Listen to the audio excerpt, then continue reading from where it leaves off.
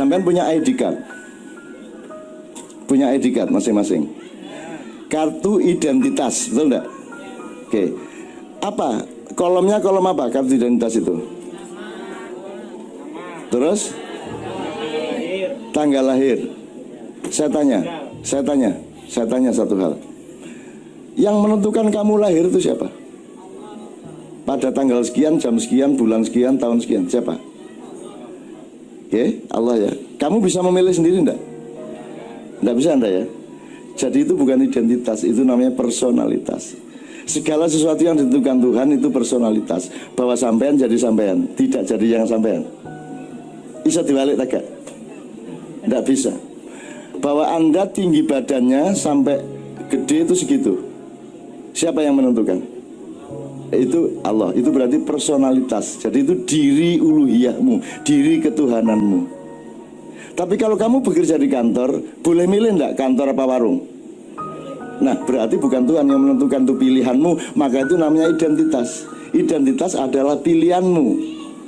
Kamu PKB, kamu Demokrat, kamu PDIP, itu identitas karena itu pilihanmu. Tapi kalau kamu adalah kamu, itu pilihan Allah. Itu namanya personalitas, bukan identitas. Sekarang di dunia ini orang tidak ngerti bedanya personalitas sama identitas. Dia pikir namanya siapa mas? Santoso. Dipikir Santoso itu identitas. Kan bukan pilihanmu namamu. Siapa sing ngekek jeneng sampean? Bapak. Nah iya, itu bukan identitas. Itu personalitasmu. Bahwa engkau berambut keriting itu personalitasmu, karena kamu tidak bisa. Kau nak bapak ibu sira aku tak gaya anak keriting, kau nak ceritanya. Kau nak ceritanya. Benar ya? Nah, ketika Anda bekerja itu Anda sedang mengerjakan identitas Anda. Tapi begitu Anda pulang ke rumah, temuilah personalitasmu, temuilah dirimu yang sejati, dirimu yang dari Allah, dirimu yang dari Allah melalui orang tuamu dan leluhurmu. Itu yang dilupakan di Indonesia. Orang Indonesia tidak menghargai leluhurnya. Orang Indonesia tidak menghargai asal usulnya. Bahkan Anda jadi orang NU, dari orang Muhammadiyah, jadi ISIS segala macam, Anda menomorsatukan ISIS dan menomorduakan Islam, betul tidak? Anda menomorsatukan NU dan menomorduakan Islam. Lebih penting mana jadi Muslim apa jadi Nahdliyin? Muslim. Nah kalau Muslim itu dari Allah, Islam itu dari Tuhan, maka dia termasuk personalitas. Dia lebih penting. Kalau yang waktu acara kemarin kan soal tela gedok, ya. Saya tanya, Anda tela jadi apa aja bu? Gedok, krepek, kolak, telu ya, kolak. Anda ke Philadelphia ini posisi tela apa gedok?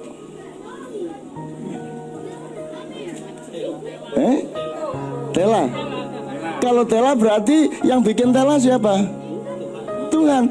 Jadi siapa yang bikin Anda ke Philadelphia? Bukan pilihan Anda toh. Pilihan Anda karena Anda boleh ke Jepang, karena Anda boleh ke Taiwan. Tapi kalau Anda adalah Anda, itu pilihan Allah. Nah, jadi teman-teman sekalian, sekarang ayo kita kembali ke ketela.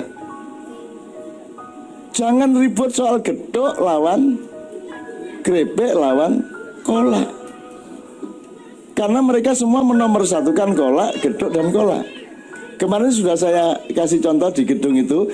Kalau orang Jawa ayam berkokok apa? Kukuruyuk.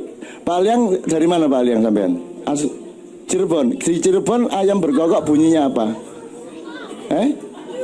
Kukuruyuk. Kukuruyuk Pak. Sama dengan Jawa. Kalau Sunda, kongkorongkong. Madura kukurunu. Oh enggak, itu Banjar itu. Yang ngomong, kadang orang Cina kan nggak bisa ngomong kukuluyu. Oh kukuluyu, ya. Kalau Cina kukuluyu kata dia Pak. Oke, sekarang saya tanya, yang benar yang Pak Riz bunyikan tadi, ataukah kongkorongkong, ataukah kukuruyuk, ataukah kukurunu? Yang benar yang mana? Aku tanya yang mana yang benar? Yang benar itu ayamnya. Jelas ya? Yang benar itu ayamnya, karena ayamnya itu personalitas. Allah bikin kayak gitu. Terus kita mencoba menginterpretasikan, coba menirukan, kan begitu.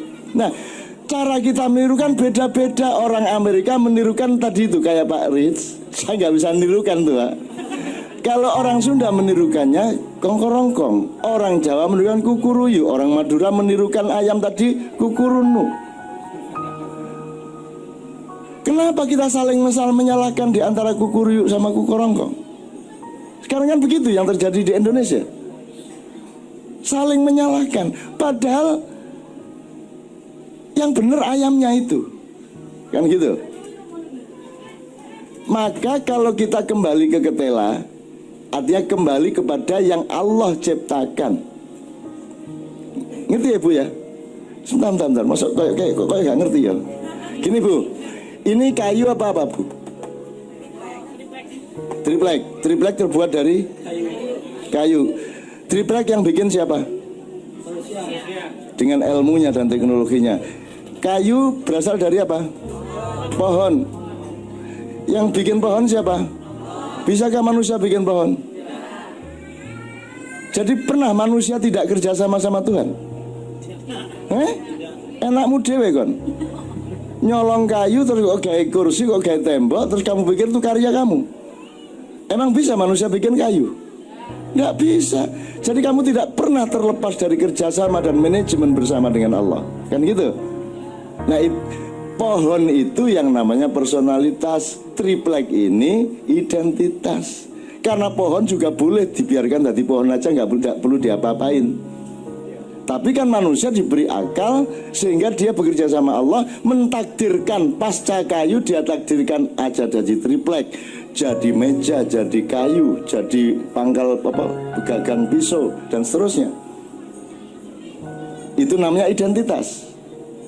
Maka jadi cangkul, jadi keris, jadi parang dan seterusnya. Gitu ya Bu ya.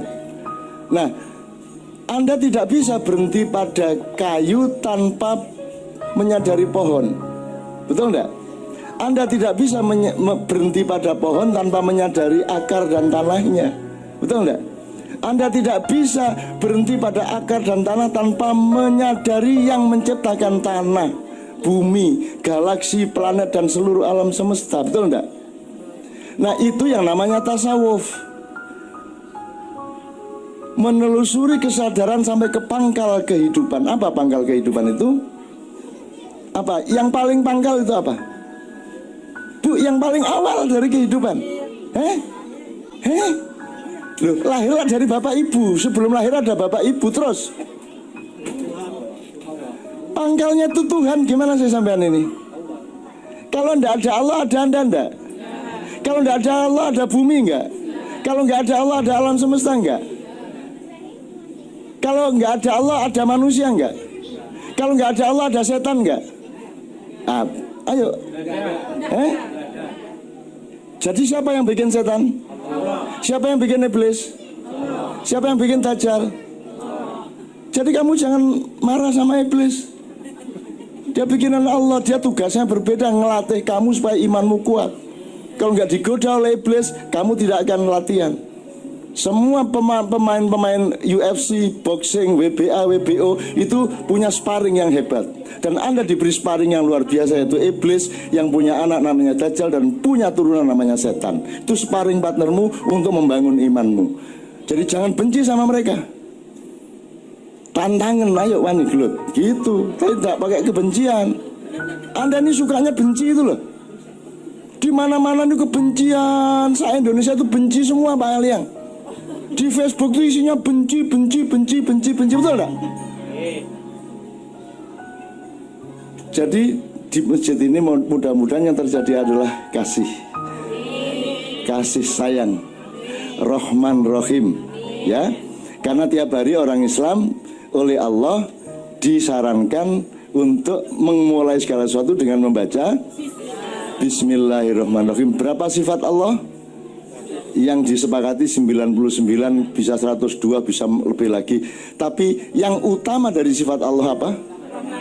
Ar-Rahman, Ar-Rahim. Lu sudah Rahman kok pakai Rahim segala? Pernah dijelasin oleh Ustadz? Apa penjelasannya? Saya pakai penjelasan gampang aja. Kalau Rahman itu mulutnya mangap tak mingkem. Rahman, mangap ya. Berarti kalau mangap itu kan sesuatu yang terlempar keluar dan jauh.